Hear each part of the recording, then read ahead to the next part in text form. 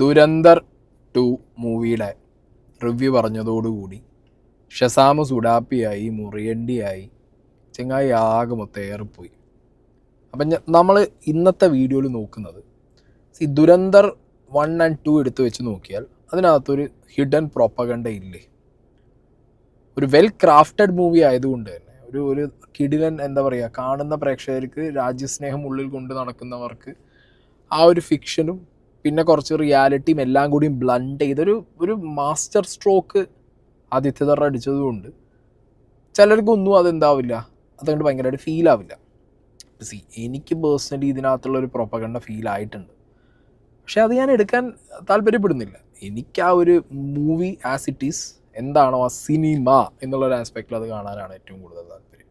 എന്നാൽ ആ സിനിമ കാണുന്ന സമയത്ത് ഒരു, എന്താ പറയുക, രാജ്യത്തിനെ സ്നേഹിക്കുന്ന ഒരാൾ എന്നുള്ള നിലയ്ക്ക് എനിക്ക് ഗൂസ് ബംസ് ഉണ്ടാവും. അതിനി എപ്പോൾ കണ്ടാലും ഉണ്ടാവും. മനസ്സിലായി? ആദിത്യധറിൻ്റെ ഒരു അപ്രോച്ച് അതാണ്, ഒരു പാറ്റേൺ അതാണ്. ഉറി നമ്മൾ കണ്ടതാണ്, ഇപ്പോൾ ദുരന്തർ നമ്മൾ കാണുന്നുണ്ട്. സോ കമ്മിങ് നെക്സ്റ്റ് മൂവീസൊക്കെ ഇങ്ങനെ തന്നെ ആയിരിക്കും അയാളത്. അപ്പോൾ ഷസാമിൻ്റെ അഭിപ്രായം പറയുന്നു. അങ്ങനെ ഓരോരുത്തരും കണ്ടവർ അവരുടെ അഭിപ്രായം പറഞ്ഞിട്ട് പോവാണ്. ഇവിടെ സത്യത്തിൽ എന്താ നടന്നത്? ഷസാമിനെ വട്ടം തിരിഞ്ഞിട്ട അടി. ഷസാമിൻ്റെ റിവ്യൂവിൻ്റെ കമൻറ്റ് ബോക്സ് ഞാനിവിടെ സൈഡിൽ വെക്കുന്നുണ്ട്.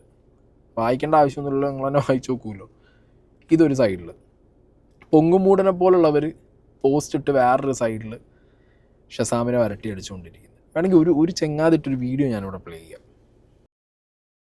ഇത് ഷാസ് മുഹമ്മദ്, 12 ലക്ഷം സബ്സ്ക്രൈബേഴ്സുള്ള യൂട്യൂബറാണ്. പല ജെൻസുകൾക്ക് ഇങ്ങേരുടെ സിനിമാ റിവ്യൂ ആണ് വേദവാക്യം. ദുരന്തർ 2 കണ്ടപ്പോൾ മുതൽ ഇങ്ങേർക്ക് എന്തോ ഒരു വൈക്ലഭ്യം. അത് തീർക്കാൻ തിയേറ്ററിനെ കുറേ ചീത്ത വിളിക്കുന്നുണ്ട്. ഈ നിരൂപകൻ നോട്ട് നിരോധനത്തെക്കുറിച്ചിട്ട്, ദുരന്തർ 2 നോട്ട് നിരോധനത്തെ കുറിച്ചിട്ട് പറഞ്ഞു ഒന്ന് കേൾക്കാം. ഞങ്ങൾ ഡീമോണിറ്റൈസേഷൻ കൊണ്ടിട്ട് അവർ പറയുന്ന പോലെയൊക്കെയാണെങ്കിൽ ആയിക്കോട്ടെ. എന്നാൽ പോലും നമ്മൾ അനുഭവിച്ചൊരു പരിപാടി ഉണ്ടല്ലോ ഡീമോണിറ്റൈസേഷൻ്റെ സമയത്ത്. എത്ര ബാങ്കിലുള്ളവന്മാർ മറ്റേ മാനേജർമാരെന്നൊക്കെ അറിയുമോ തൂങ്ങിത്തത്തത്. ഞാൻ ഡീമോണിറ്റൈസേഷൻ കൊണ്ട് നമ്മുടെ രാജ്യത്തിനുണ്ടായ ഒരൊറ്റ ബെനിഫിറ്റേ ഉള്ളൂ. അത് UPI പേയ്മെൻറ്റും ഡിജിറ്റലൈസേഷൻ ഓഫ് മണിയുമാണ്. ആ ഒരു സാധനം ഞാൻ എവിടെയും പറയും. അപ്പോൾ അതാണ് പറഞ്ഞത്. അപ്പം ഇതിനെ അങ്ങനെയൊക്കെ കാണാൻ നിങ്ങൾ സിമ്പിളായിട്ടൊന്ന് കണ്ടാൽ മതി. ഒരു സിനിമയായിട്ട് പോയി കാണുകയാണെങ്കിൽ നിങ്ങൾ കട്ടൊക്കെ എൻജോയ് ചെയ്യും. If you are thinking about your politics and everything. Note നിരോധനം കൊണ്ട് ജനങ്ങൾക്ക് ബുദ്ധിമുട്ട് മാത്രമേ ഉണ്ടായുള്ളൂ എന്ന് പറയുന്ന അയാളുടെ ഉള്ളിലിരിപ്പ് പകൽ പോലെ വ്യക്തമാണ്. സിനിമയിൽ പാകിസ്ഥാനിലെ ഭീകരവാദികളുടെ അടപ്പ് തെറിക്കുന്നതും ജാവേദ് ഖനാനിയെ നായകൻ കൊല്ലുന്നതൊന്നും ഇങ്ങർക്ക് തീരെ പിടിച്ചിട്ടില്ല എന്നുള്ള ഒരു ഉറപ്പാണ്.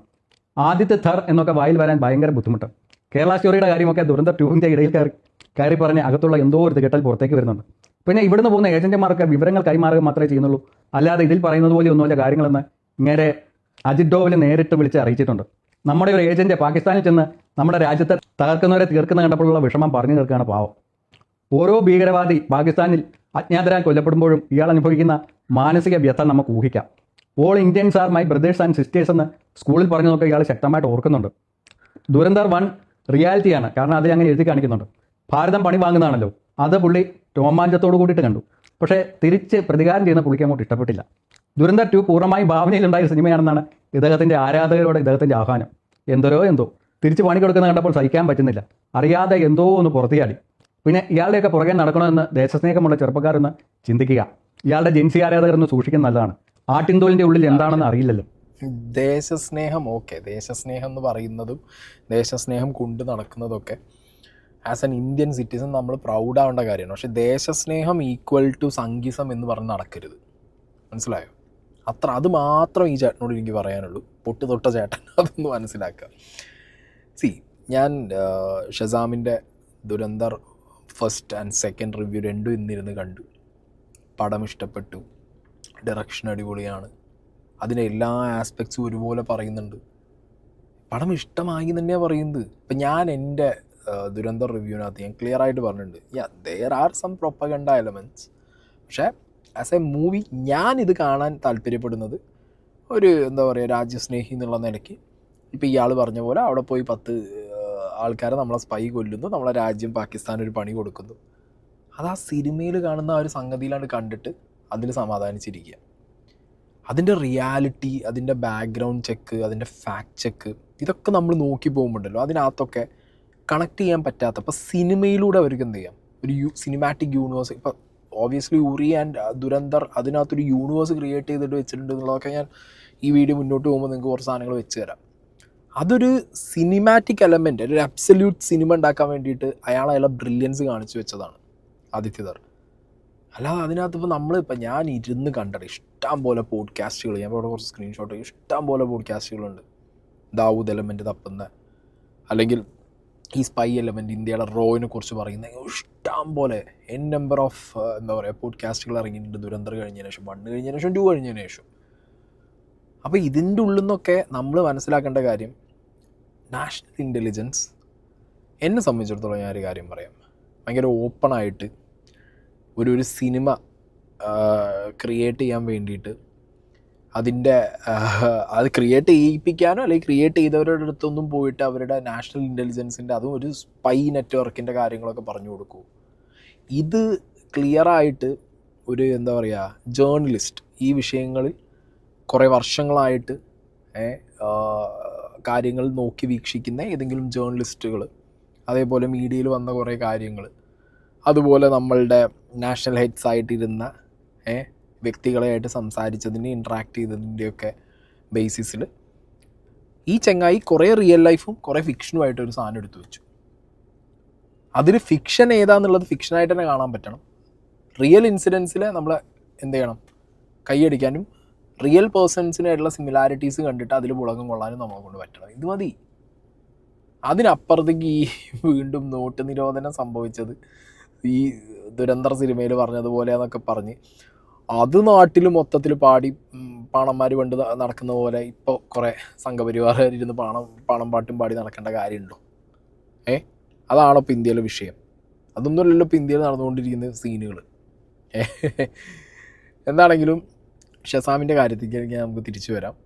ഷസാമിനെ കൈൻഡ് ഓഫ് ടാർഗറ്റിംഗ് ഇവിടെ ഉണ്ടായിട്ടുണ്ടോ എന്ന് ചോദിച്ചു കഴിഞ്ഞാൽ, ആരിഫ് ഹുസൈൻ ചെയ്തൊരു വീഡിയോന് ശേഷം ഷസാമിന് ഒരു ലൈനിൽ ഇങ്ങനെ ഒരു ജിഹാദി സുഡാപ്പി എന്നുള്ള ലൈനിലേക്ക് ചെങ്ങായി കോർണർ ചെയ്തു.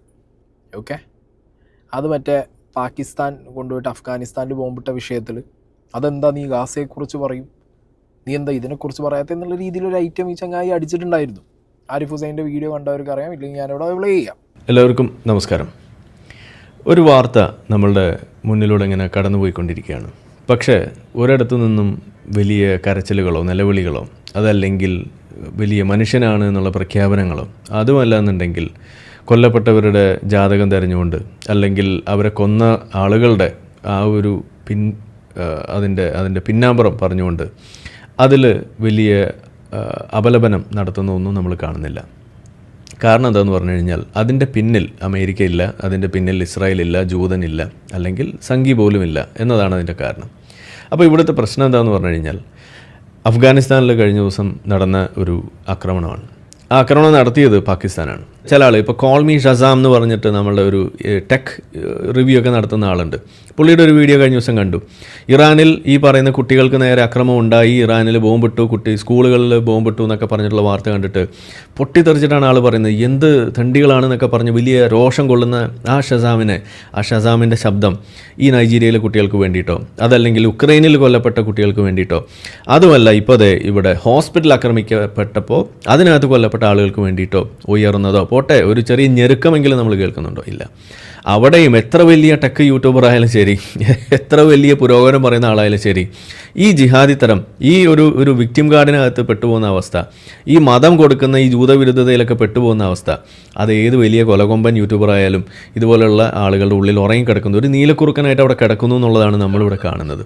ഈ ഒരു ജിഹാദി നീലക്കുറുക്കൻ സ്ലീപ്പർ സാധനം ഷസാമിന് ആരിഫ് ഹുസൈൻ കുറച്ച് ദിവസങ്ങൾക്ക് മുമ്പ് ഇട്ട് കൊടുത്ത ഒരു ഐറ്റമാണ്. ഇത് കഴിഞ്ഞ ഉടനെയാണ് നെക്സ്റ്റ് എന്ത് വരുന്നത്, ദുരന്തറിൻ്റെ റിവ്യൂ ഷസാം പറയുന്നത്.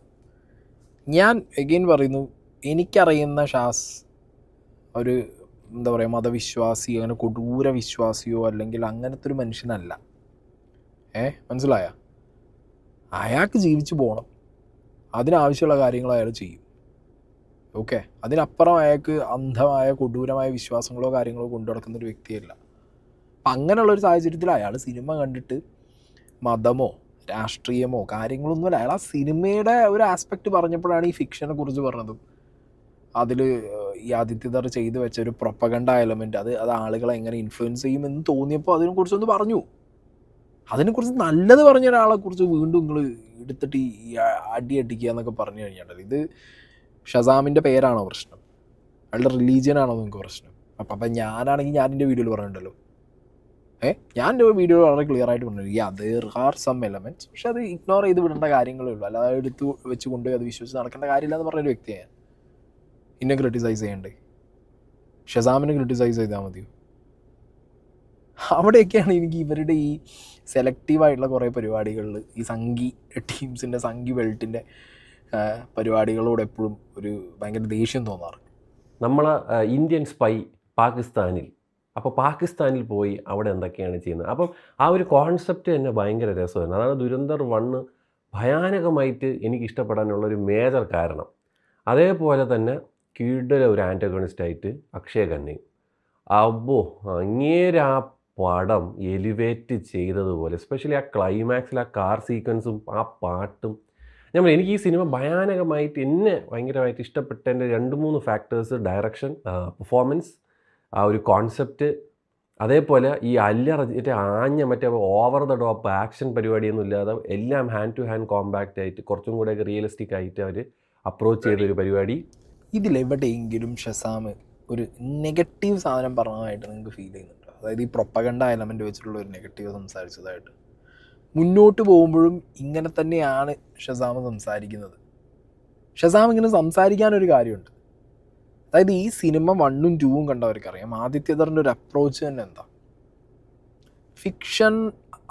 ഫിക്ഷണലായിട്ട് കാണിക്കേണ്ട സിറ്റുവേഷൻസിനെയും ക്യാരക്ടേഴ്സിനെയും അതുപോലെ കാണിച്ചിട്ട് പോകുന്നു. രൺവീർ സിംഗ് ചെയ്ത ആ ഒരു സ്പൈ, ഇന്ത്യൻ സ്പൈ, അത് പലരും പല ഇതിനു മുമ്പ് റിവീലായിട്ടുള്ള സ്പൈ ഏജൻറ്റ്സ് എന്ന് പറയുന്ന വ്യക്തികളുടെ ലൈഫുമായിട്ട് കണക്ട് ചെയ്ത് ആ പേരുകളിലേക്ക് കണക്ട് ചെയ്തിട്ടുണ്ട്. പക്ഷേ എനിക്കെപ്പോഴും തോന്നിയിട്ടുള്ളത് എന്താ വെച്ചെങ്കിൽ, ഒരുപാട് ഇതേപോലെ പുറത്ത് വന്ന the real Indian intelligence spy stories, അല്ലെങ്കിൽ അതിൻ്റെ ആ ഒരു ബാക്ക് ഡ്രോപ്പിൽ എല്ലാവരുടെ ആ ഒരു സ്പൈ വേൾഡിൽ നിന്നും ഓരോ സാധനങ്ങൾ എടുത്തിട്ടാണ് ആ ഒരു ക്യാരക്ടറിനെ ബിൽഡ് ചെയ്തിട്ടുള്ളത്. അതൊരു ഫിക്ഷൻ സാധനമാണ്. അതിൻ്റെ റിയാലിറ്റി ചെക്ക് ചെയ്ത് പോയി കഴിഞ്ഞാൽ ഇന്ന് ഇന്ത്യയിലെ ടോപ്പ് സ്പൈകൾ എന്ന് പറഞ്ഞ് വന്ന് പുറത്ത് മീഡിയയിൽ അവൈലബിൾ ആയിട്ടുള്ള ആളുകളുടെ അവർ ചെയ്തു വെച്ച കാര്യങ്ങൾ എന്തൊക്കെയാണെന്നുള്ളതിൻ്റെ ഒക്കെ ഓരോ എലമെൻ്റ് ഈ സാധനത്തിനകത്തുണ്ട്. രൺവീർ സിംഗിൻ്റെ ഹംസേൻ്റെ ക്യാരക്ടറിനകത്തുണ്ട്. അപ്പോൾ ആ ഒരു ക്യാരക്ടർ അങ്ങനെ പ്ലേസ് ചെയ്യുന്നു. എന്നാൽ ലഹാരിയും അതിൻ്റെ ചുറ്റുവട്ടത്തുള്ള ഗാങ്സ്റ്റർ വേൾഡ് എങ്ങനെ കണക്ട് ചെയ്യുന്നു, റിയലായിട്ട് എന്തൊക്കെ നടന്നു അവിടെ ഇൻസിഡൻറ്റ്, അതിൻ്റെ റിയൽ ക്യാരക്ടേഴ്സ് ആരൊക്കെയാണോ അതിനായിട്ട് കണക്ട് ചെയ്തിട്ട് അതിനൊരു റിയൽ ഫേസും, ഈവൻ ആ ക്യാരക്ടേഴ്സിനെ അഭിനയിക്കാൻ വിളിച്ച് അഭിനയിപ്പിച്ച ആൾക്കാരും അതിൻ്റെ റിയൽ ആൾക്കാരുമായിട്ട് വരെ എന്ത് ചെയ്തു, അത്രയും പിച്ച് പെർഫെക്റ്റ് ആയിട്ട് അയാൾ എന്ത് ചെയ്തു, ഡീറ്റെയിൽ ചെയ്തു. അത് അയാളുടെ ബ്രില്യൻസാണ്. അപ്പോൾ ഫിക്ഷണലായിട്ട് വെക്കേണ്ട ക്യാരക്ടറും ക്യാരക്ടറിനെ ചുറ്റിപ്പറ്റിയുള്ള പരിപാടികളും അത് അങ്ങനെ തന്നെ പ്ലേസ് ചെയ്തു. റിയൽ ആയിട്ടുള്ള ഇൻസിഡൻസ് അതുപോലെ കാണിച്ചു. അപ്പോൾ റിയൽ ആയിട്ടുള്ള സാധനങ്ങൾ കണ്ട് അതിനകത്തുള്ള ആ ഒരു ലോകത്ത് അങ്ങോട്ട് മിക്സായി പോവാണ്ട് മയങ്ങിപ്പോയി കഴിഞ്ഞാൽ ഇതിനകത്തുള്ള ഫിക്ഷൻ മനസ്സിലാവാതെയും. അപ്പം അങ്ങനെയുള്ള ആളുകൾക്ക് മേ ബി ഇതിനകത്ത് ക്യാമിയോ റോൾ ചെയ്ത മോദി സർക്കാരും ഇപ്പോൾ ഈ ഒരു സിനിമ പുറത്തു വന്ന സമയത്ത് തന്നെ മോദീനെ പ്രൈസ് ചെയ്തും NDA ഗവൺമെൻറ്റിനെ പ്രൈസ് ചെയ്തിട്ടൊക്കെ വരുന്ന ഒരുപാട് റീലുകളും സാധനങ്ങളും വീഡിയോസും കാണുന്നുണ്ട്. അതേ ടൈമിൽ മീറ്റ് ദ റിയൽ ദുരന്തർസ് എന്ന് പറഞ്ഞിട്ട് ഇങ്ങനൊരു സാധനം കൂടി നിങ്ങൾ ശ്രദ്ധിച്ചിട്ടുണ്ടോ? റോ was established in 1968 by Indira Gandhi. Jamil Jamali was in Lyari since 45 years. He was sent in 1981 when Indira Gandhi was the Prime Minister. Ranveer Singh Akka Hamza went to Lyari in mid-2004. Ilyas Kashmiri Akka Major Iqbal from Dhurandhar died in 2011. SP Chaudhary Aslam died in January 2014. അപ്പോൾ PM was Manmohan Singh. മനസ്സിലായില്ലേ? അതിനു മുമ്പ് it was Indira Gandhi. അപ്പോൾ നിങ്ങൾ ഇതാ ഞാൻ പറഞ്ഞത്. അപ്പോൾ ഇങ്ങനൊരു നറേറ്റീവ് ഇവിടെ കോൺഗ്രസ്സുകാർ കൊണ്ടു നടക്കുന്നുണ്ട്. ആദിത്യദർ ഒരു നുണ പ്രൊപ്പഗണ്ട ഈ പറഞ്ഞ BJPനെയും മോദിനെയും അഭി നയ ഇന്ത്യ ഹെ ഗർ കെ ഗുസ്കെ മാറേഗ ഇങ്ങനൊരു സാധനം, പുതിയൊരു സാധനം എടുത്ത് വിട്ടതാണ് ശരിക്കും the real Dhurandhar phase started way back Congress government India ഭരിക്കുന്ന സമയത്ത് എന്നുള്ളത്. അപ്പോൾ ആ സാധനം നിങ്ങൾ ആക്സെപ്റ്റ് ചെയ്യാൻ റെഡിയാവും. അപ്പം അവിടെ ഞാൻ പറഞ്ഞത് ദാറ്റ്സ് ആ ഡയറക്ടേഴ്സ് സ്പേസ്, അയാളുടെ ഫിക്ഷനാണത്, അയാളുടെ ആ ഫിക്ഷണൽ തോട്ടാണത്. അപ്പം അതിനെ അങ്ങനെ എടുക്കാൻ പറ്റണം, മനസ്സിലായില്ലേ? എല്ലാം റിയലാന്ന് പറഞ്ഞു കഴിഞ്ഞാൽ ഈ പറഞ്ഞ ഒരു നറേറ്റീവ് നിങ്ങൾക്ക് ഇങ്ങനെ ചിന്തിച്ച് നോക്ക്. അപ്പോൾ Dhurandhar when it started, that project when it started എന്നുള്ളൊരു ചോദ്യം വരുമ്പോൾ, അപ്പം അങ്ങനത്തെ ചോദ്യങ്ങൾക്ക് ഉത്തരം പറയാൻ പറ്റാതെയാവും, മനസ്സിലായോ? എക്സ്ട്രീം ഈ സംഗീതം തലക്കി പിടിച്ചിട്ട് ഇതിനകത്ത് ഇപ്പോൾ ഈ രീതിയിലൊക്കെ ഓക്കെ പ്രൊപ്പഗണ്ട എന്ന് പറഞ്ഞവർ പറഞ്ഞിട്ട് പോട്ടടേ, അങ്ങനെ വിചാരിച്ചാൽ പോലും നിങ്ങൾക്ക്. ഇല്ലാതെ പിന്നെ ഒരു എന്താ പറയുക, ഇങ്ങനെ പറയുന്നവരെ പിടിച്ച് ഇറക്കിയിട്ട് കഴിഞ്ഞാൽ ഇതിനൊക്കെ പിന്നെ ഉത്തരം കൊടുക്കേണ്ടി വരില്ലേ? ഞാൻ ഇവിടെ റീലുകൾ ചെയ്യാം. आदित्य धर की पीक डिटेलिंग नहीं वीक डिटेलिंग है। रहमान डकैत मरा 2009 में, उस टाइम मनमोहन सिंह की सरकार थी। एसपी असलम मरा जनवरी 2014 में, उस टाइम मनमोहन सिंह की सरकार थी। अरशद पप्पू मरा मार्च 2013 में, उस टाइम भी मनमोहन सिंह की सरकार थी। हमजा पाकिस्तान गया 2004 में, उस टाइम भी मनमोहन सिंह की ही सरकार थी। जमील जमाली 45 साल पहले पाकिस्तान गया, उस टाइम इंदिरा गांधी की सरकार थी। डीमोनेटाइजेशन के टाइम यूपी में सरकार अखिलेश यादव की थी। 1969 में जब रॉ बना, उस टाइम इंदिरा गांधी पीएम थी। इसमें एक भी चीज बीजेपी या मोदी से डायरेक्ट या इनडायरेक्ट कोई कनेक्शन नहीं रखती। और मूवी में डायलॉग क्या है, जब से ये चाय वाला हिंदुस्तान में आया है तब से हमारे लोगों में डर और खौफ बढ़ गया है। इसे कहते हैं प्रोपेगेंडा।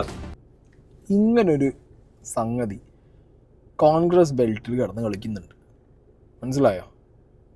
അപ്പോൾ ആദിത്യധറിൻ്റെ ഡീറ്റെയിലിംഗ് ഒരു പ്രൊപ്പഗണ്ടയാണ്. എന്തിന്? മോദിയെയും BJP-യെയും NDA സർക്കാരിനെയും പൊക്കിപ്പിടിക്കാൻ വേണ്ടിയിട്ട് എന്ന് പറഞ്ഞു കഴിഞ്ഞാൽ, അല്ലെങ്കിൽ അങ്ങനെ ഒരാൾ വന്ന് പോയിൻ്റ് ഔട്ട് ചെയ്താൽ ഈ കാര്യങ്ങൾ നിങ്ങൾ എങ്ങനെ ക്രോസ് ചെയ്യും? ചോദ്യമല്ലേ? ഉത്തരം കൊടുക്കാൻ പറ്റുമോ? അപ്പോഴാണ് ഷസാമിനൊക്കെ നിങ്ങൾ ഈ വന്നിട്ട് കുറേ ആൾക്കാർ ഇവിടെ വലിച്ചു കയറിക്കൊണ്ടിരിക്കുന്നത്. ഷാസ്, ഞാൻ എഗെയിൻ ചോദിക്കുന്നു, ഷാസ് എന്താ തെറ്റ് പറഞ്ഞു? ഞാൻ ഒരു വീഡിയോ കൂടി പ്ലേ ചെയ്യാം. ഒരുപാട് ഇത് നല്ലൊരു ഫിക്ഷണൽ സിനിമയാണ് കേട്ടോ. ഇതിന് റിയാലിറ്റി ആയിട്ട് നിങ്ങൾ ഇതിനെ എടുക്കുകയാണെങ്കിൽ നിങ്ങൾ എനിക്കൊന്നും പറയാനില്ല. ബിക്കോസ് തുടക്കത്തിൽ തന്നെ പറയണുണ്ട് ഇത് ഫിക്ഷനാണ്, ഇത് കഥയായിട്ടൊന്നുമില്ല, അവിടെ ഇവിടെയൊക്കെ കണ്ട കുറച്ച് സാധനങ്ങളെയൊക്കെ അയാൾ രീതിയിൽ എഴുതി. എനിക്ക് മനസ്സിലായി ഈ സിനിമയിൽ ഞാൻ ഒരു കാര്യം അപ്പം എല്ലാവരും വന്നു ഇപ്പോൾ കേരള സ്റ്റോറി വന്നപ്പോൾ ഈ മറ്റേ എന്തോന്ന് ഭയങ്കരം കേരള സ്റ്റോറി എന്ന് പറഞ്ഞാൽ നമ്മുടെ സ്വന്തം രാജ്യത്തിന്, നമ്മുടെ സ്വന്തം സ്റ്റേറ്റിന് ഒരുമാതിരി താറടിച്ച് കാണിക്കുന്ന ഒരു പടം എടുത്ത് വെച്ചിട്ട് ഞാൻ പിന്നെ എങ്ങനെയാണ് അതിനെ വാക്കി അടിക്കുന്നത്? മനസ്സിലായില്ലേ? എല്ലാവർക്കും ഈ ലോകത്ത് സിനിമ എടുക്കാൻ ഫ്രീഡം ഉണ്ട്, ശരി. പക്ഷെ മറ്റേതെന്ന് പറഞ്ഞു കഴിഞ്ഞാൽ നമ്മുടെ രാജ്യത്തിലെ നമ്മൾ സഹോദരങ്ങൾ എന്ന് പറഞ്ഞ് നടക്കണതിൻ്റെ കാര്യം അവിടെ ആ സ്റ്റേറ്റിലുണ്ടല്ലോ, അവിടെ ഇതൊക്കെയാണ് നടക്കണത് എന്ന് പറഞ്ഞുള്ളൊരു ആലോചിക്കുക. എന്നിട്ട് അവന്മാർ പറയണം ഇതാണ് ശരിയെന്ന്, ഇത് ബേസ്ഡ് ഓൺ ട്രൂ സ്റ്റോറിയാണെന്ന് പറഞ്ഞൊരു അച്ചു അടിച്ചിട്ടാണ് അവന്മാർ ഈ കൊണ അടിക്കണത്. ഈ സിനിമ അതുപോലും അല്ല. മറ്റേ ഫസ്റ്റ് സിനിമയിൽ എന്തോ ഒരു ബേസ്ഡ് ഓൺ ട്രൂ ഇവൻറ്റ്സ് എന്ന് കഴിഞ്ഞിട്ട് ഈ പടത്തിൽ അതുപോലെ എഴുതി കാണിക്കുന്നില്ല. This is complete fiction. അവൻ നല്ല വൃത്തിക്ക് പടം എടുത്ത് വെച്ചിട്ടുണ്ട്, നല്ല രീതിയിൽ എല്ലാ മനുഷ്യർക്കും എൻ്റർടൈൻ ആവാനും. ഇതിലെന്താ അതുമല്ല, പ്രൈം മിനിസ്റ്റർ, നമ്മുടെ രാജ്യത്തിൻ്റെ പ്രൈം മിനിസ്റ്ററിനെ പൊക്കി അടിച്ചിട്ടല്ലേ അയാൾ സിനിമ ഇറക്കിയത്, അല്ലാതെ വേറെ ഒന്നും അല്ലല്ലോ. ഞാൻ പറയും ഇത് അത്രേ ഉള്ളൂ. അവർ പറയുന്നത് പോലെ എന്തെന്ന് നമ്മൾ കയറി അടിക്കുന്ന ഗവൺമെൻറ്റുള്ള ആൾക്കാരാണ് എന്ന് പറയുന്ന ഒരു കോൺസെപ്റ്റ് അവർ ഇതിൽ കാണുന്നത് ദത്തം സെൽമൻ. അതാണ് പറഞ്ഞത്. ഈവൻ ഇതിൽ ഭയാനകമായിട്ടുള്ള എന്തെങ്കിലും ഉണ്ടെങ്കിൽ ഓക്കെ നമുക്ക് പറയാം, പക്ഷെ അതും പറയാൻ പറ്റും. ഇത് ബേസ്ഡ് ഓൺ എ ട്രൂ സ്റ്റോറിയേ അല്ല. ഇതിൽ കാണിച്ചിരിക്കുന്ന കുറേ പേരൊക്കെ ഉണ്ട്, അവരൊക്കെ ജീവനോടുണ്ടോയെന്ന് പോലും ഇവിടെ ആർക്കും അറിഞ്ഞുകൂടാ. അപ്പോൾ നിങ്ങൾ ആലോചിക്കുന്ന ഒരു ഇന്ത്യൻ ഇൻ്റലിജൻസിൽ ഒരാൾ വിളിച്ചിട്ട് ഇതിൻ്റെ ഡയറക്ടറിനെ വിളിച്ചിട്ട് ഇതൊക്കെയാണ് കഥ, അടിച്ച് ഇറക്കി സിനിമ ആക്കിക്കോ എന്ന് പറഞ്ഞാൽ നിങ്ങൾ ആലോചിക്കും. പക്ഷേ കുറേ പേര് ഇതാണ് സത്യം എന്ന് പറഞ്ഞ് എടുക്കും. അത് നമുക്കൊന്നും ചെയ്യാൻ പറ്റില്ല, അത് അവരെ കാര്യമാണ്. പിന്നെ ഇതിന് ഈ പറയുന്ന ഗവൺമെൻറ്റിൻ്റെ ഹാർഡ് കോർ ഫാൻസ് ഈ സിനിമ അവരെ ഒരു വേറെ ലെവൽ രീതിയിൽ പ്രൊമോഷനും കാര്യങ്ങളും ചെയ്ത് അതൊന്നും ചെയ്യാൻ പറ്റില്ല. ഒരു സിനിമ എന്നുള്ള രീതിയിൽ 4 മണിക്കൂർ പോയത് ഞാൻ അറിഞ്ഞില്ല. അത്ര എനിക്ക് പറയാം, അത്ര ഗംഭീര ഡയറക്ഷൻ. ആകെ സെക്കൻഡ് ഹാഫിൻ്റെ അവിടെ ഈ കുറേ പേരെ തട്ടണ ഒരു സാധനമുണ്ട്. അതിന് അവർക്ക് എന്തെങ്കിലും കുറച്ചും കൂടെ ഒന്ന് ഫാസ്റ്റ് ആക്കിയിട്ട് കുറച്ചും കൂടെ ഒന്ന് കട്ട് ചെയ്ത് ക്രിസ്പ് ആക്കിയതെങ്കിൽ കുറച്ചും കൂടെ ബെറ്റർ ആക്കുന്നത്. പക്ഷേ ഈ 4 മണിക്കൂർ ജസ്റ്റിഫൈ ചെയ്യുന്നുണ്ടെന്ന് വെച്ചാൽ ഞാൻ പറയില്ല, ഞാൻ അറിഞ്ഞേ ഇല്ല. പടം പറന്ന് പോകണം ഒരു പടം. ഇത്രയേ ഉള്ളൂ. ഇത് ഷസാമ എവിടെയാണ് ഇതിൽ ഈ സിനിമ ഘോരമായ പ്രൊപ്പഗണ്ടയാണ്. ഇപ്പം ധ്രുവറാട്ടയൊക്കെ ചെയ്ത പോലെ ഇതിൻ്റെ പ്രൊപ്പഗണ്ട വന്നിട്ട് വേറൊരു രീതിക്ക് ദുരന്തർ എന്നുള്ളത് മാറ്റിയിട്ട് വേറെ എന്തെങ്കിലും ഒരു പേരൊക്കെ ഇട്ടാ ഇല്ലല്ലോ. പിന്നെ എന്താ പ്രശ്നം?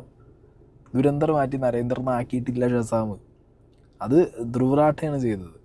ആദിത്യധറിൻ്റെ പ്രൊപ്പഗണ്ട ഇങ്ങനെയാണ് അങ്ങനെയാണെന്ന് പറഞ്ഞ് ചെങ്ങായിയാണ് വീഡിയോ ഇട്ടിട്ട് എന്ത് ചെയ്തത് അവിടെ കുറേ കാര്യങ്ങൾ ദുരന്തർ 1 ഇറങ്ങിയപ്പോൾ പറഞ്ഞത്.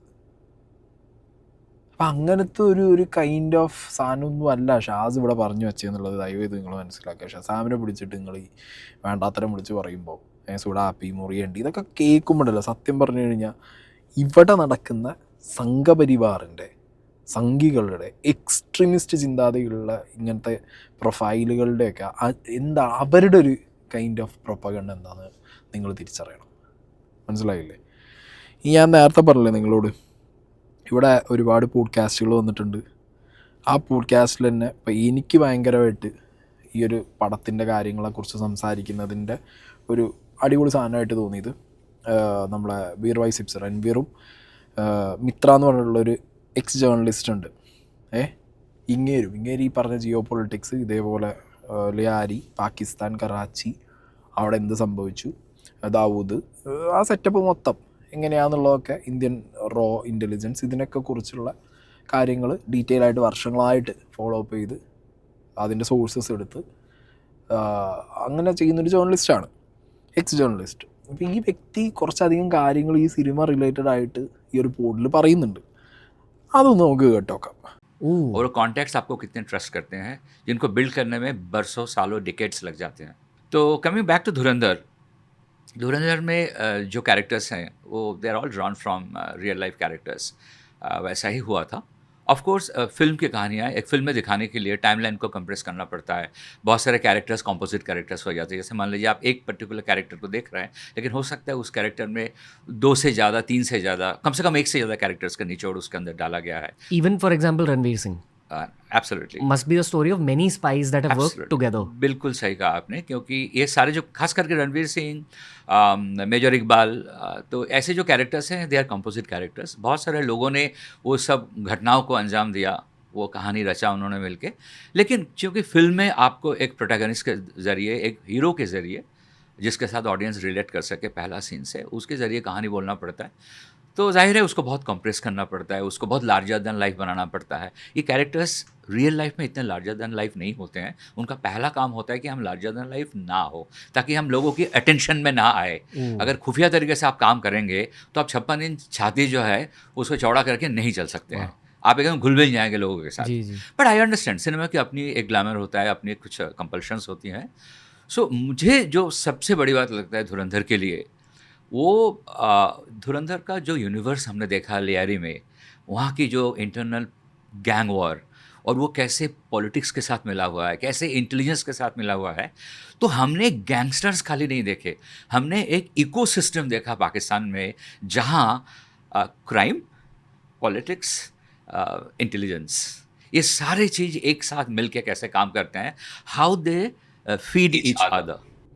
ഈ ഒരു വിഷയത്തിൽ അതായത് ഈ ഇന്ത്യയുടെ intelligence, how Indian spice works, ഇങ്ങനത്തെയൊക്കെ സാധനങ്ങളെക്കുറിച്ചൊക്കെ കുറച്ച് വർഷങ്ങളായിട്ട് നിരീക്ഷണം നടത്തിക്കൊണ്ടിരിക്കുന്ന ഒരു വ്യക്തി തന്നെ പറയുന്നു ഈ പെർട്ടിക്കുലർ മൂവിക്കകത്ത് കാണിച്ചിട്ടുള്ള ക്യാരക്ടേഴ്സ്, അർജുൻ രാംപാലിൻ്റെ ക്യാരക്ടറാണെങ്കിലും രൺവീറിൻ്റെ ക്യാരക്ടറാണെങ്കിലും ഒക്കെ കോമ്പോസിറ്റാണ്. അതായത് ഒന്നിൽ കൂടുതൽ ആളുകളുടെ എക്സ്പീരിയൻസുകളും സിറ്റുവേഷനുകളും, കാരണം സിനിമയാണ് ലാർജർ ദാൻ റിയൽ ലൈഫ് ആക്കണം.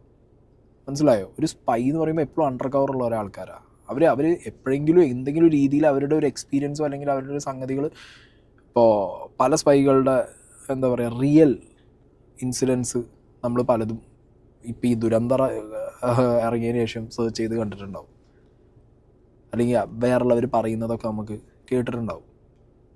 അപ്പം അങ്ങനത്തെയൊക്കെ സാധനങ്ങൾ എടുത്ത് നിങ്ങൾ നോക്ക്. ഇതിനകത്ത് ഫിക്ഷൻ ഇല്ല എന്നുകൊണ്ട് തള്ളിക്കളയാൻ പറ്റും. ഇതാണ് റിയാലിറ്റി എന്ന് പറഞ്ഞിട്ട് ഇത് മാത്രമാണ് റിയാലിറ്റി, എല്ലാം മോദിക്ക് ജയ് എന്ന് പറഞ്ഞ് നടക്കാൻ പറ്റും, അല്ലെങ്കിൽ BJPക്ക് ജയ് എന്ന് പറഞ്ഞ് നടക്കാൻ പറ്റുന്ന കാര്യങ്ങളാണോ? അവിടെയാണ് പറഞ്ഞത് ഈ സിനിമയ്ക്കകത്ത് അങ്ങനെ ഒരു സംഗതി ആദിത്യധർ അയാളുടെ ഇഷ്ടത്തിന് കൊണ്ടുവന്ന് വെച്ചു. അയാൾക്കത് ആ രീതിയിൽ ചെയ്യാനായിരുന്നു അയാളുടെ താല്പര്യം, അയാളത് അങ്ങനെ ചെയ്തിട്ട് പോയി. എന്നാൽ അതിൽ കാണിക്കുന്ന ക്യാരക്ടേഴ്സും റിയൽ ലൈഫ് ഇൻസിഡൻസും റിയൽ ലൈഫ് ക്യാരക്ടേഴ്സുമായിട്ട് കുറേ ഒരു 80% ആൾക്കാരും ബന്ധമുണ്ട്, ഒരു 20% ഡൗട്ട്ഫുൾ ആയിട്ടുള്ള ആൾക്കാരുണ്ട് അതിൽ.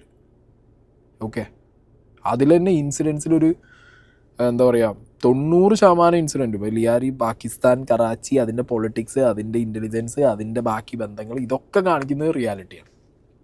എന്നാൽ ഈ നോട്ട് നിരോധനവും ഇന്ത്യൻ ഇൻ്റലിജൻസിൻ്റെ കുറേ സംഗതികൾ കാണിച്ചതൊക്കെ അത് ആദിത്യധർ അയാളുടെ എന്താ പറയുക, അയാളുടെ യൂണിവേഴ്സ് ക്രിയേറ്റ് ചെയ്തുണ്ടാക്കിയതിൽ നിന്നുള്ള അയാളുടെ ബ്രില്യൻസ് ആണ് അതിന് പറയേണ്ടത്. ഇപ്പം ഞാനിവിടെ കുറച്ച് സ്ക്രീൻഷോട്ട്സ് വയ്ക്കാം.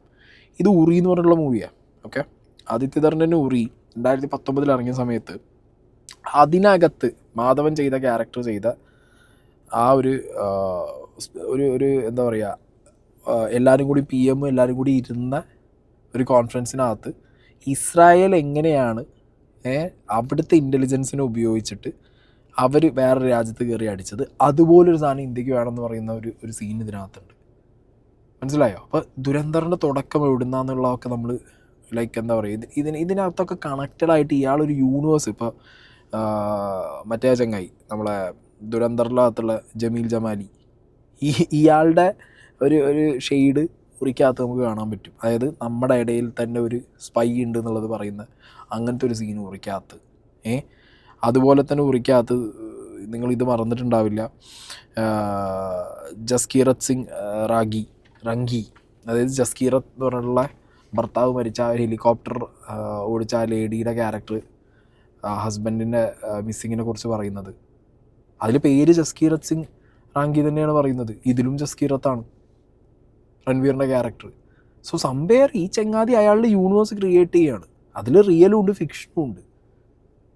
മേ ബി ഇനി ദുരന്തറിന് വേറൊരു പോർഷൻ വരുമ്പോൾ ഉറി, ദുരന്തർ ഇതൊക്കെ മിക്സ് ചെയ്തിട്ടുള്ളൊരു സംഗതി ആയിരിക്കും വരാൻ പോണത്. അപ്പം അങ്ങനെയൊക്കെ നോക്കുകയാണെന്നുണ്ടെങ്കിൽ ഞാൻ പറഞ്ഞല്ലോ, this is A brilliant craftsmanship. മനസ്സിലായോ? ആസ് എ സിനിമ മേക്കർ ഈ ചങ്ങായി എന്ത് ചെയ്തിട്ടുണ്ട്, ഒരു മൂവി മേക്കർ, ഇയാളുടെ എക്സ്ട്രീം പൊട്ടൻഷ്യൽ എടുത്തിട്ടാണ് ഈ പുറത്തിടുന്നത്. അത് ഭയങ്കര ഭീകരമായിട്ട് ആളുകളെ കണക്ട് ചെയ്യുന്ന രീതിയിൽ അയാൾക്ക് എടുത്ത് വെക്കാൻ പറ്റുന്നു. നറേഷൻ, സ്ക്രീൻ പ്ലേ അടക്കം അയാൾക്ക് കൊണ്ടുവരാൻ പറ്റുന്നു. ഇത് മറ്റേ യഷിൻ്റെ മറ്റേ സ്പൈ വോഴ്സ് പോലെയല്ല. മനസ്സിലായില്ലേ? അവിടെ പാകിസ്ഥാനിൽ നിന്നൊരു സ്പൈ, ഇന്ത്യയിൽ നിന്ന് സ്പൈയും വന്നിട്ട് മച്ചാന്ന് പറഞ്ഞ് കൈ കൊടുത്ത് പോകുന്ന ആ സെറ്റപ്പല്ല. കാണുന്ന പ്രേക്ഷകർക്ക് ആവശ്യം എന്താ? പാകിസ്ഥാനെ അടിച്ചിടുന്ന, അവിടെ അത് കാണുമ്പോൾ ചോര ഇളയ്ക്കുന്ന ഇന്ത്യക്കാരാണ് നമ്മൾ, അല്ലേ? തകർന്ന് തരിപണം, മണം തീർന്നിട്ട് പോകണം. നമ്മൾ ആ സാധനത്തിനാണ് ആദിത്യധർ എന്ത് ചെയ്യുന്നത്, ഇവിടെ ഫയർ ചെയ്ത് വിടുന്നത്. കൂട്ടത്തിൽ ഈ പ്രൊപ്പഗണ്ട നമ്മൾ മനസ്സിലാക്കണം. എത്ര ഈസി ആയിട്ടാണ് നോട്ട് നിരോധനത്തിനെ വളരെ എന്താ പറയുക ക്ലീനായിട്ട് ആ ചങ്ങാതി എന്ത് ചെയ്ത് ആളുകളിലേക്ക് Modi brilliance, BJP government brilliance പറഞ്ഞിട്ട് ആ സാധനം ഇട്ട് കൊടുത്തിട്ട് പോയി. അത് പ്രൊപ്പഗണ്ട. മനസ്സിലായ? ഇവിടെ റീല് ആണ്.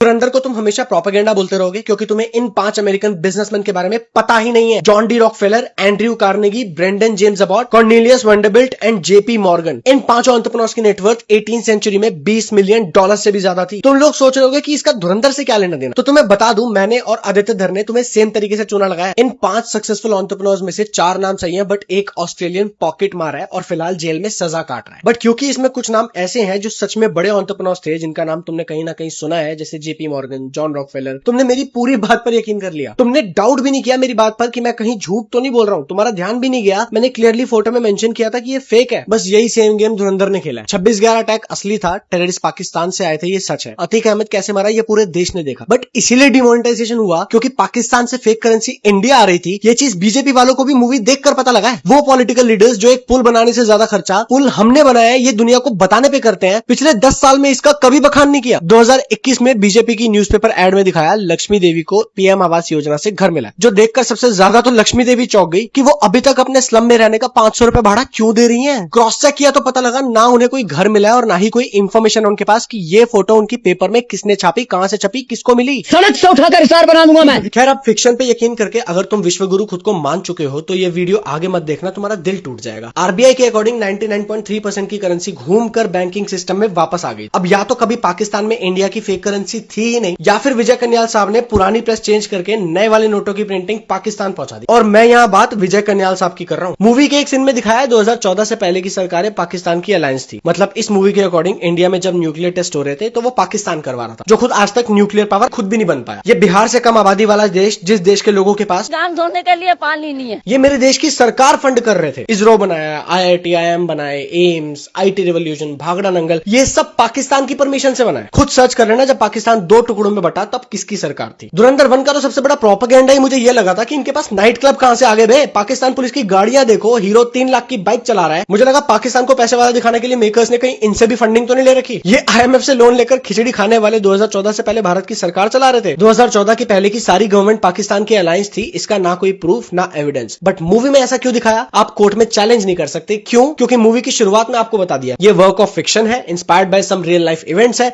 जो ज्यादातर लोगों ने देखा नहीं क्योंकि तुम मुस्कान करिया की रील्स देखो फिल्म मेकिंग की नजर से अगर देखो तो मूवी का क्राफ्ट, स्टोरी लाइन सब बहुत अच्छा है। അത്രേ ഉള്ളൂ. അതായത് ഇതിൽ ചോദ്യം ചെയ്യാനാണെങ്കിലും ഇതിൽ പ്രൊപ്പഗണ്ട ചൂണ്ടിക്കാണിക്കാനാണെങ്കിലും ഇഷ്ടംപോലെ ഐറ്റങ്ങൾ ഇതിനകത്ത് ഉണ്ട്, മനസ്സിലായോ? പക്ഷെ അത് ചോദിക്കാൻ പോയി കഴിഞ്ഞ് കഴിഞ്ഞാൽ ആദ്യത്തേതർ പറയും ഇതൊരു ഫിക്ഷനാണ്, മനസ്സിലായില്ലേ? ഇനിയിപ്പോൾ ആരെങ്കിലും പറയുകയാണ് ഫിക്ഷനിലുപരി ഇതിനകത്ത് റിയലായിട്ട് ഒന്നും ഇല്ലേടേ എന്ന് ചോദിച്ചു കഴിഞ്ഞാൽ, അല്ല ഇത് റിയൽ ഇൻസിഡൻറ്റും റിയൽ ക്യാരക്ടേഴ്സും ഉണ്ട്, രണ്ടും പറയാൻ പറ്റുന്ന രീതിയിൽ. അതാണ് അയാളുടെ ബ്രില്യൻസ് അതിനകത്ത്. പ്രൊപ്പഗണ്ട കടത്തി ഒളിച്ച് കടത്തി, എന്നാൽ അത് എങ്ങനെ കടത്തി? ഒരു മാസ്റ്റർ സ്ട്രോക്കായിട്ട് കടത്തി. അത് കറക്റ്റായിട്ട് ഭക്തരുടെ അടുത്ത് എത്തി, മനസ്സിലായോ? BJP ഭക്തരുടെ കയ്യിൽ, സംഘ് ഭക്തരുടെ കയ്യിൽ ഇത് കൃത്യമായിട്ടെത്തി. അവർ ഈ സാധനം എന്ത് ചെയ്ത് വെള്ളം തൊടാതെ ഒഴുങ്ങി അവരങ്ങനെ പറഞ്ഞു നടക്കുന്നത്. ഈ റീല് പറഞ്ഞ പോലെ പാകിസ്ഥാനിൽ ഇത് ഇങ്ങനെയാണ് വരുന്നത്, അല്ലെങ്കിൽ ഈ രീതിയിലാണ് നോട്ട് നിരോധനം ഇവിടെ ഉണ്ടായത്, അതിൻ്റെ ബാക്കിൽ ഇത്രത്തോളം എഫേർട്ടുകൾ ഉണ്ടായിരുന്നുണ്ടെങ്കിൽ ഈ പോസ്റ്റർ അടിച്ച് ബാക്കി BJP ഗവൺമെൻറ്റിൻ്റെയും മോദിൻ്റെയും ഇത്രത്തോളം PR ചെയ്യുന്ന ഈ ഭക്തന്മാർ തന്നെ ഇത് പാടി നടക്കില്ലേ? ഇത്ര വർഷമായിട്ട് ഇവർ ഇതൊന്നും പാടുന്നില്ലല്ലോ, 10 കൊല്ലം കഴിഞ്ഞ്. ഇപ്പം ഈ സിനിമ ഇറങ്ങിയപ്പോഴാണ് ഇവർ തന്നെ ഇത് മനസ്സിലാക്കിയത്. കുറേ ആൾക്കാരോട് ഇതൊക്കെ പറഞ്ഞു പിടിച്ചേക്കാൻ ശേഷം പാടായിരുന്നു, മനസ്സിലായോ? RBIയിലേക്ക് ഇത്ര, ഇപ്പോൾ നോട്ട് നിരോധന സമയത്ത് RBIയിലേക്ക് 98% എത്രയോ നോട്ടുകൾ തിരിച്ചു വന്നു. ഇപ്പോൾ കള്ളനോട്ട് എവിടെ? ടെററിസ്റ്റ് അറ്റാക്കുകൾ ഒഴിവാക്കാൻ വേണ്ടിയിട്ടാണ് നോട്ട് നിരോധിച്ചത്. ആ ഫണ്ടിങ് ഫ്ലോ ഒഴിവാക്കാൻ, കള്ളനോട്ടുകളുടെ ഇത് ഒഴിവാക്കാൻ, ടെററിസ്റ്റുകളുടെ റൂട്ട്സ് വെട്ടാൻ എന്നൊക്കെ പറഞ്ഞു. പിന്നെ അതിനുശേഷം ഇന്ത്യയിൽ എന്താ ടെററിസ്റ്റ് അറ്റാക്ക് ഉണ്ടായിട്ടില്ല എന്നുള്ള ചോദ്യത്തിന് ഉത്തരമില്ല. അപ്പോൾ ഇങ്ങനത്തെയൊക്കെ സാധനങ്ങൾ വരുന്ന സമയത്ത് ഇവർക്ക് ഇതിന് കൃത്യമായൊരു എന്താ പറയുക നറേറ്റീവ് കൊടുക്കാൻ പറ്റിയിരുന്നില്ല. പക്ഷെ ആദിത്യദർ ഇപ്പോൾ ആ നറേറ്റീവ് വെച്ചു കൊടുത്തു. ഇപ്പം എന്താ ചോദിച്ചു കഴിഞ്ഞാൽ എന്താ പറയുക? കണ്ടോ, ദുരന്തർ പോയി കണ്ടോ, മനസ്സിലാവും മോദീൻ്റെ പവർ. ഇത് പറയാൻ പറ്റും. ഇത് വന്നിട്ട് ഇതിൻ്റെ പ്രൊപ്പഗണ്ട ഞാൻ ഇപ്പോഴും പറയുന്നു, ഈ പ്രൊപ്പഗണ്ട കൊണ്ട് പ്രത്യേകിച്ച് എന്താ പറയുക, എനിക്ക് ഒരു വിഷയമില്ല. സിനിമയായിട്ട് കാണുന്ന ഒരാളായതുകൊണ്ട് പ്രൊപ്പഗണ്ട ചെയ്യാതിരിക്കുക. പക്ഷേ ഇവിടെ കേരള സ്റ്റോറി അങ്ങനെ ആയിരുന്നില്ല. വിഷയമുണ്ട്, റിയൽ ലൈഫിൽ ഇന്നത് എഫക്റ്റ് ചെയ്തിട്ടുണ്ട്. ഞാൻ തന്നെ വീഡിയോ പറഞ്ഞിട്ടുണ്ട്. പുറത്ത് പോകുന്ന സമയത്ത്, വേറെ സ്റ്റേറ്റുകളിൽ പോകുന്ന സമയത്ത് കേരളക്കാർ ഇങ്ങനെയോ എന്നുള്ളൊരു നോട്ടം നമ്മൾ നോക്കിയിരുന്നു. അതിനെ നമ്മൾ എതിർത്തു, ശക്തമായിട്ട് എതിർത്തു. ഇത് പ്രൊപ്പഗണ്ട എന്നുള്ളത് പ്രൊപ്പഗണ്ടയാണെന്ന് പറഞ്ഞിട്ട് പോകണുള്ളൂ. ഇതിന് ശക്തമായ എതിർപ്പ് ആരെങ്കിലും ഇവിടെ പറയുന്നുണ്ടോ? ഷാസ് പറഞ്ഞു, ഞാൻ പറഞ്ഞു, ആരെങ്കിലും നമ്മൾ പറയുന്നുണ്ടോ? ഇല്ലല്ലോ. പിന്നെന്താ നിങ്ങളെ പ്രശ്നം ഭക്തരെ? കുറേ എണ്ണങ്ങളുണ്ടല്ലോ, എന്ത് പറഞ്ഞിട്ട് കാര്യമില്ല. ചില എണ്ണങ്ങൾക്ക് ഇങ്ങനെയാണ്, എന്ത് കൊടുത്താലും അതിൽ കുറച്ച് ഇങ്ങനത്തെ സാധനങ്ങൾ മിക്സ് ചെയ്ത് കൊടുത്താൽ മതി, അവന്മാരെ എടുത്തിട്ട് കൊണ്ടുപോയിക്കോളും. പിന്നെ പേര് നോക്കിയിട്ട് ഇതേപോലെ ഷസാം ഞാൻ ക്ലിയർ ആയിട്ട് പറയാം, ഷസാമിൻ്റെ പേരാണ് അവർക്ക് പ്രശ്നം, റിലീജിയനാണ് ഷസാമിൻ്റെ പ്രശ്നം. അല്ലെങ്കിൽ ഇപ്പോൾ പ്രൊപ്പഗണ്ട എന്നുള്ളത് ഇഷ്ടംപോലെ ആൾക്കാർ പറയുന്നുണ്ട്. അതൊന്നും എടുത്ത് വെക്കാതെ ഷാസിനെ മാത്രം പിടിച്ചിട്ടുണ്ടെന്നുണ്ടെങ്കിൽ ഷാസ് അതിനെക്കുറിച്ച് ഞാൻ again you guys go watch Shazam's review. ചെങ്ങായി എവിടെ ഇതിനെക്കുറിച്ച് അങ്ങനെ എന്താ പറയുക ഡീറ്റെയിൽ ആയിട്ട് ഇത് അങ്ങനെ ഇങ്ങനെ എന്തോ സംഖ്യകളുടെ പ്രൊപ്പഗണ്ട അങ്ങനെ ഒന്നും പറഞ്ഞിട്ടില്ല. അങ്ങനെ പറയാത്തടത്തോളം പിന്നെ എന്തിനടാ ചെങ്ങായിനെ വെറുതെ പിടിച്ചിട്ട് നിങ്ങൾ ജിഹാദി മുറിയണ്ടി എന്നൊക്കെ പറഞ്ഞ് സുഡാപ്പി എന്നൊക്കെ പറഞ്ഞിട്ട് ഇറക്കേണ്ട കാര്യമുണ്ടോ? അപ്പോൾ അവിടെ ഫ്രസ്ട്രേറ്റഡ് ആയിട്ടുള്ളത് ആരാ? തിങ്ക് ചെയ്യ്.